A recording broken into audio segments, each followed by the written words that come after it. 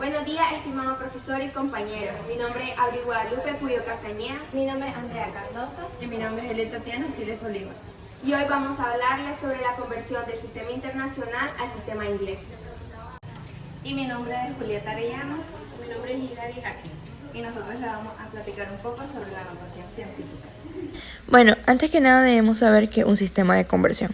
La conversión de unidades es la transformación del valor numérico de una magnitud física, expresado en una cierta unidad de medida, en otro valor numérico equivalente y expresado en una unidad de medida de la misma naturaleza. En nuestro caso, utilizaremos las unidades de medida del Sistema Internacional de Unidades y el sistema inglés, pero primero abordaremos los aspectos importantes de cada uno de ellos. El Sistema Internacional de Unidades se estableció en 1960 en la 11ª Conferencia General de Pesos y Medidas. Se abrevia universalmente como SI en mayúscula y es el sistema métrico moderno más usado a nivel mundial. El SI está basado en un sistema métrico decimal en el que cada unidad es 10 veces mayor que la anterior y 10 veces menor que la posterior. Una de las principales características del SI es que sus unidades están basadas en fenómenos físicos fundamentales, pues son la referencia internacional de las indicaciones de todos los instrumentos de medida y a las que están referidas a través de una cadena ininterrumpida de calibraciones o comparaciones. El Sistema Internacional de Unidades consta de 7 unidades básicas, también denominadas unidades fundamentales, que definen a las correspondientes magnitudes físicas fundamentales, que han sido elegidas por convención y que permiten expresar cualquier magnitud física en términos o como combinación de ellas. Las magnitudes físicas fundamentales se complementan con 2 magnitudes físicas más, denominadas suplementarias. Por combinación de las unidades básicas se obtienen las demás unidades, denominadas unidades derivadas del sistema internacional, y que permiten definir a cualquier magnitud física. Las unidades básicas del sistema internacional son las que se aprecian en la siguiente tabla. El metro, que tiene por magnitud a la longitud. El segundo, que su magnitud es el tiempo. El kilogramo, que la masa es su magnitud. El imperio, que tiene por magnitud la intensidad de corriente eléctrica. El Kelvin, que la temperatura es su magnitud física. El mol, que su magnitud física es la cantidad de sustancia. Y la candela, que la intensidad luminosa es su magnitud. También poseen las siguientes unidades. Como podemos ver en las tablas están representadas las distintas unidades. Como podemos ver en la primera, las unidades derivadas sin dimensión. En la segunda podemos observar las unidades en uso temporal con el SI. Y en la última están las unidades SI derivadas expresadas a partir de unidades básicas y suplementarias. Asimismo, el sistema internacional contiene unidades aceptadas que no pertenecen al sistema internacional, las cuales son la tonelada, el minuto, la hora, el grado Celsius y el litro. Y también están las unidades desaprobadas por el sistema internacional, que son el Fermi, la atmósfera, la caloría y el kilogramo fuerza. Asimismo, como todo sistema, el sistema internacional de unidades contiene reglas de escritura que facilitan la comunicación y evitan la confusión entre otros sistemas. Entre las reglas menciona que los símbolos de las unidades se escriben con caracteres romanos rectos. Se usan letras minúsculas a excepción de los derivados de nombres propios. No van seguido de punto ni toman la S para el plural. No se debe dejar espacio entre el prefijo y la unidad y el producto de 2 símbolos se indica por medio de un punto. También expresa de las unidades que, si el valor se expresa en letras, la unidad también. Las unidades derivadas de nombres propios se escriben igual que el nombre propio pero en minúscula. Y los nombres de las unidades en este caso sí toman una S en el plural, salvo si terminan en S, X o Z. De igual forma, el sistema internacional hace uso de prefijos que se anteponen en la unidad para expresar cantidades o muy pequeñas o muy grandes, que estos prefijos son los que se muestran en esta tabla. en la que podemos ver el nombre del prefijo, su símbolo, su equivalencia en notación científica y su equivalencia en decimal. Sistema inglés. Al sistema de medición inglés de unidades se le conoce también con el nombre de sistema imperial. Primeramente quería mencionar que la mayoría de países del mundo usan el metro como unidad de longitud. Sin embargo, algunas naciones de habla inglesa usan otras medidas que no pertenecen al nuestro. Estas medidas se llaman inglesas y tienen nombres y valores distintos al que nosotros usamos. Se trata de unión de todas las unidades no métricas. En la actualidad son empleadas en países como Estados Unidos y de habla inglesa como son Inglaterra. El sistema inglés funciona para medir longitudes en los Estados Unidos.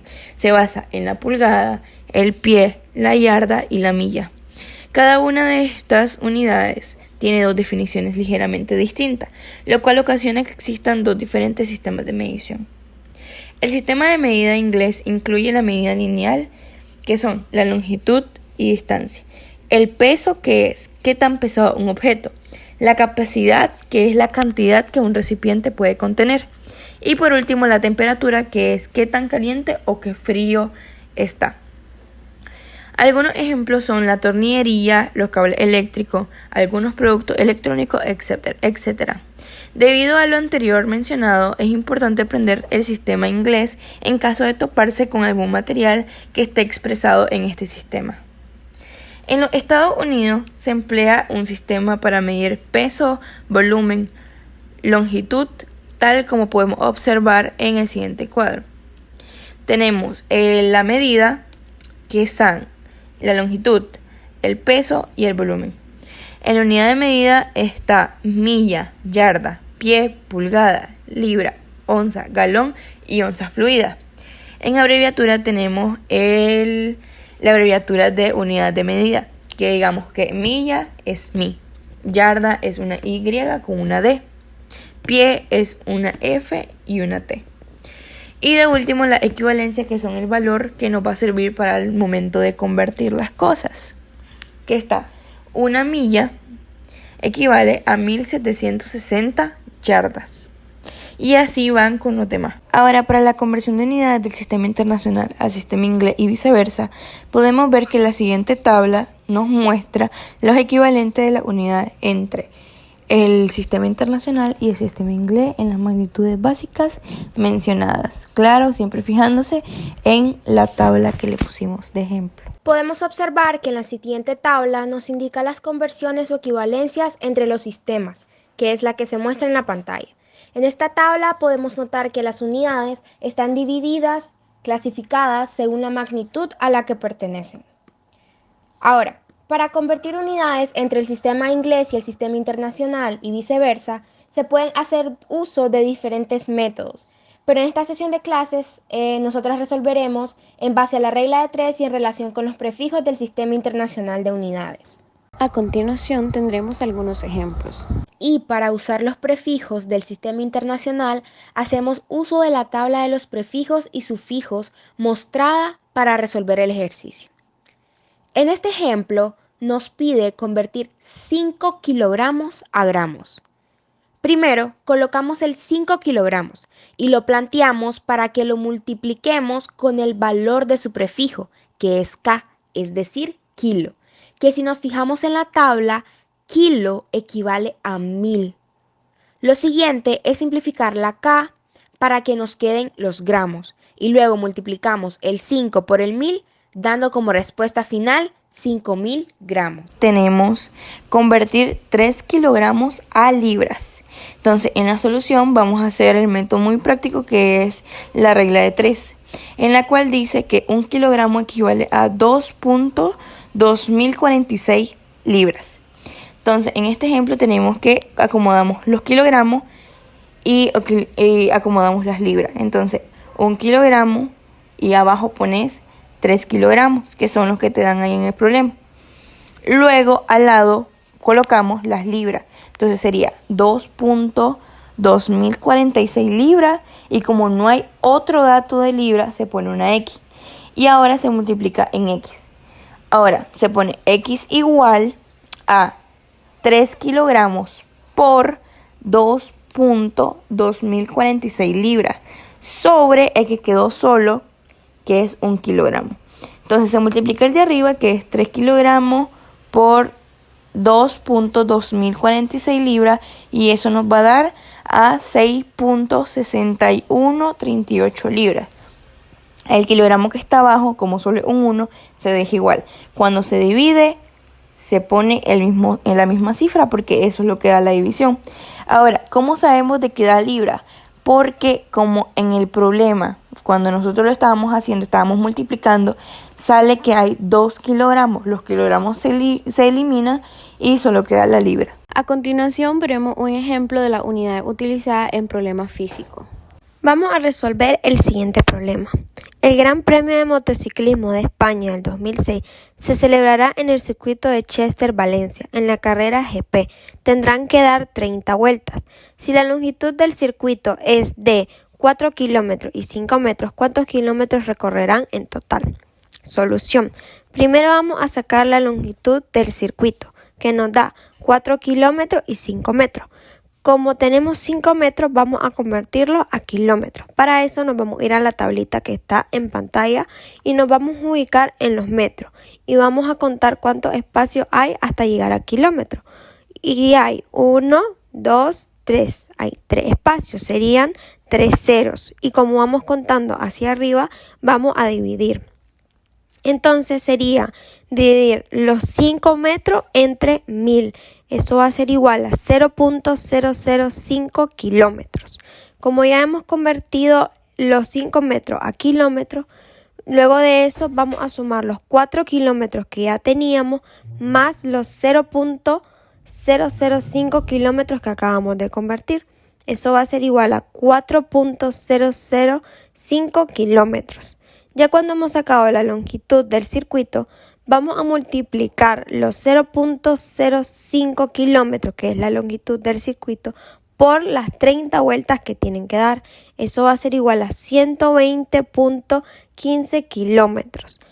Por lo tanto, recorrerán 120.15 kilómetros en total. Ahora vamos a resolver el siguiente problema. En un montón de ladrillos de 48 metros al cúbito, ¿cuántos ladrillos habrá si cada ladrillo tiene 4 decímetros de largo, 4 centímetros de ancho y 6 centímetros de alto? Para este problema vamos a usar la fórmula del volumen. El volumen va a ser igual a lo largo por lo ancho y por la altura. La unidad principal del volumen es el metro al cúbito, pero como no tenemos nada en metros, vamos a convertirlo. Primero vamos a comenzar por el largo. Nos vamos a ubicar en la tablita que les enseñé anteriormente y nos vamos a ubicar en los decímetros. ¿Cuántos espacios hay del decímetro al metro? Hay un espacio, entonces por lo tanto sería un 0. Vamos a dividir 4 entre 10. 4 entre 10 va a ser igual a 0.4 metros. La notación científica tiene como concepto que nos permite escribir números muy grandes o muy pequeños de forma abreviada. Esta notación científica consiste en multiplicar por una potencia de base 10, ya sea que puede ser con un exponente negativo o positivo. Dentro de la notación científica nos encontramos con una serie de reglas. Les mencionaré unas de las más importantes para poderlas aplicar a futuros ejercicios. Son las que yo considero más importantes. La primera regla consta de la base 10, que generalmente se acompaña de un número decimal. Por ejemplo, 5 por 10 a la potencia 2. Segunda regla, los ceros en los decimales. Siempre que luego del punto decimal se encuentren 0 al final, estos ceros no se escriben. Por ejemplo, 543.200, los últimos dos ceros de ese 200 no se escriben porque antes del 2 hay un punto, entonces no es necesario, simplemente no se escriben. La tercera regla dice sobre los números enteros. Son números que no tienen parte decimal. Por ejemplo, 730 puntos, es decir, solo se le pone el punto al final del número. Punto decimal al final. Eso es todo. En la siguiente y última regla, nos cuestionamos cuándo un número está en notación científica. La fórmula comúnmente usada es A por 10 a la potencia n, donde a siempre debe ser un número mayor o igual a 1, pero debe ser menor a 10. N es un número entero, la potencia n va a ser un número entero. Por ejemplo, 5.2 por 10 a la potencia 5. Como ejemplo de suma y resta tenemos el siguiente ejercicio. 3.2 por 10 a la 2 más 1.5 por 10 a la 2. Este es un caso de suma. Entonces esto quedaría como respuesta 4.7 por 10 a la 2. Ahorita les voy a explicar por qué. Primero debemos aclarar que tienen potencias iguales. Ambos aspectos del ejercicio tienen la misma potencia, que es 2. El 10 tiene la misma potencia, 2. Entonces lo único que se hace es sumar 3.2 más 1.5, que da 4.7, y solo se baja el 10 a la potencia 2, 4.7 por 10 a la 2, ya que tienen potencias iguales. A continuación explicaré otro ejemplo de suma. En este caso tenemos 5.3 por 10 a la 5 a la potencia 5 más 3.2 por 10 a la potencia. Para lograr que las potencias queden igual, vamos a tomar de referencia la primera potencia, que es 5. En la otra parte del ejercicio tenemos como potencia 2. Para que este 2 logre convertirse en otro 5, le faltan 3 espacios. Entre 2 y 5 son 3. Entonces esos 3 nos van a servir para agregar 3 ceros al 3.2. ¿Cómo se hace esto? Ponemos 0.0032 para poder compensar esos 3 que faltan entre el 2 y el 5. Entonces de esta forma ya puede usarse el 5 como potencia. 0.0032 por 10 a la 5. Y por último se resuelve como suma. 5.3 más 0.0032 que da 5.30332 por 10 a la potencia 5, porque ya tenemos potencias iguales. Potencias de 10. Tenemos que tener en claro que existen dos tipos de exponente, el exponente positivo y el exponente negativo. Acá estaremos explicando lo que es el exponente positivo. También tenemos que tener en cuenta que el exponente indica el número de ceros que vamos a agregar. Como por ejemplo, 10 al cuadrado agregamos 2 ceros. ¿Por qué? Porque el exponente nos indica cuántos ceros vamos a agregar. Por ejemplo, 10 al cubo. ¿Cuántos ceros vamos a agregar? Vamos a agregar 3 ceros. El 10 a la 1. Ya sabemos que vamos a agregar solamente un 0. El exponente negativo. Antes de comenzar a explicar lo del exponente negativo, tenemos que tener en cuenta algo muy importante, y es que cuando nosotros tenemos un exponente positivo, los ceros que vayamos a agregar o la coma que vayamos a mover se va a mover hacia la derecha. En el caso del exponente negativo, se va a mover de derecha a izquierda.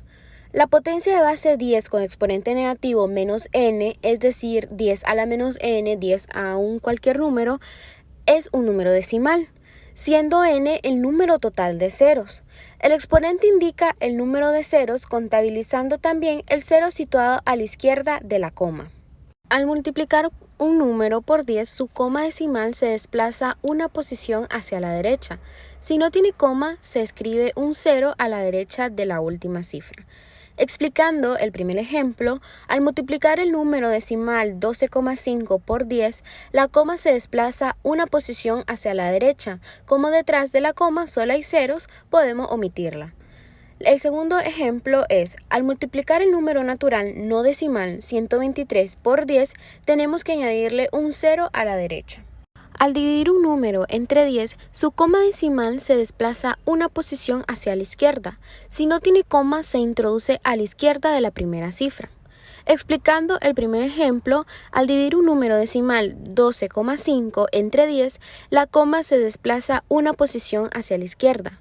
En el segundo ejemplo, al dividir el número natural no decimal 123 entre 10, tenemos que añadirle una coma. Importante, dividir entre 10 es lo mismo que multiplicar la potencia de exponente negativo 10 a la menos 1. Multiplicar por una potencia de 10 con exponente positivo. En el apartado anterior vimos que al multiplicar un número por 10, la coma decimal de dicho número se desplaza una posición hacia la derecha. Como multiplicar sucesivamente por 10 es lo mismo que multiplicar por una potencia de 10, al multiplicar un número por la potencia 10n con exponente positivo, se desplaza la coma hacia la derecha tantas posiciones como indica el exponente. Explicando los ejemplos, como los exponentes son positivos, la coma se desplaza hacia la derecha. Si no hay suficientes cifras para desplazar la coma, se añaden ceros hacia la derecha. Multiplicar por una potencia de 10 con exponente negativo. Anteriormente vimos que al dividir un número entre 10, la coma decimal de dicho número se desplaza una posición hacia la izquierda. Como dividir sucesivamente entre 10 es lo mismo que multiplicar por una potencia de 10 con exponente negativo, al multiplicar un número por la potencia 10n se desplaza la coma hacia la izquierda tantas posiciones como indica el exponente. Vamos a los ejemplos. Como los exponentes son negativos, la coma se desplazará hacia la izquierda. Si no hay suficientes cifras para desplazar la coma, se añaden ceros a la izquierda. Esto ocurre en el primer y en el segundo ejemplo. El número resultante al cambiar el signo del exponente indica cuántas posiciones se desplazará la coma. Muchas gracias por haber visto nuestro video. Esperamos que este haya sido de tu ayuda.